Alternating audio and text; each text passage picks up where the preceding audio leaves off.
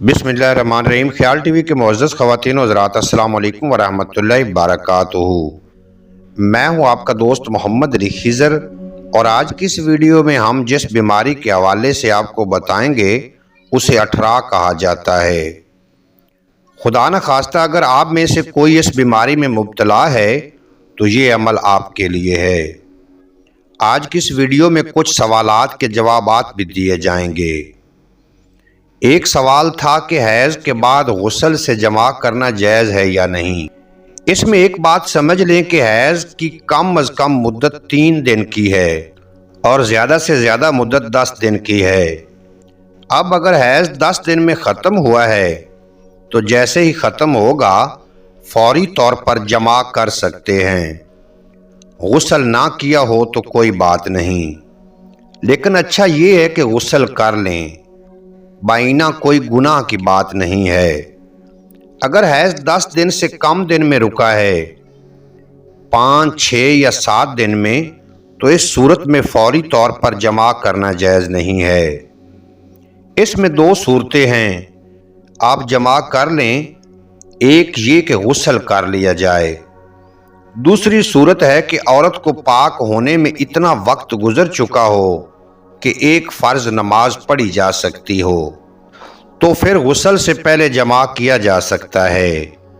मसलन एक औरत को 6 दिन में इसका खून बंद हुआ हो और ज़ोहर का वक्त था, अब ज़ोहर का वक्त गुजर गया और असर का वक्त हो गया और इस बीच में गुस्ल नहीं किया, तो इस सूरत में जमा ठीक है। लेकिन अगर कोई हालत हैज़ के अंदर जमा करता है तो इसमें बाज़ रवायात में आया है कि 1 दिनार सदका कर दिया जाए। सवाल नंबर 2, हालत इस्तिहाज़ा में हम बिस्तरी करना कैसा है।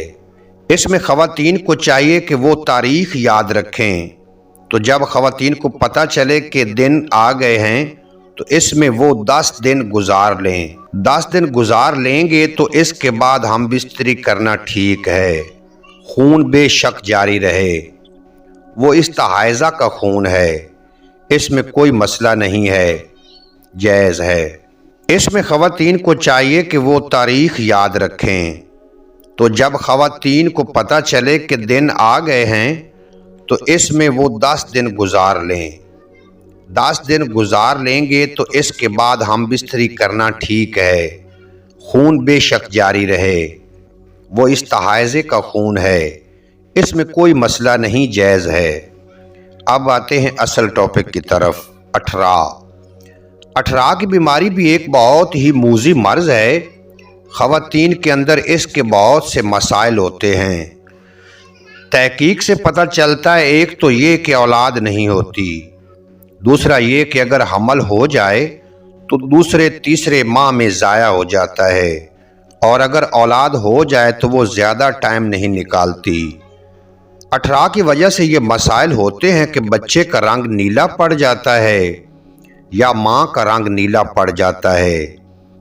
इंशाअल्लाह ताला इस वजीफ़े को करने से आपकी बीमारी ख़त्म हो जाएगी। कुरान पाक की 2 सूरतें सिर्फ़ सुन्नी होती हैं। अठरा की बीमारी के लिए 2 सूरतें हैं। फजर के बाद सूरत मरियम सुनी जाए और मगरब की नमाज के बाद सूरत काफ, तो इंशाअल्लाह ताला आप बीमारी से निजात हासिल कर लेंगे। उम्मीद है आज की ये मुख्तसर वीडियो आपको पसंद आएगी। अगर वीडियो पसंद आई हो तो चैनल को सब्सक्राइब फरमा के बेल नोटिफिकेशन को प्रेस करना, ताकि मुस्तकबिल में अपलोड होने वाली तमाम वीडियो बर वक्त आप तक पहुँचती रहें।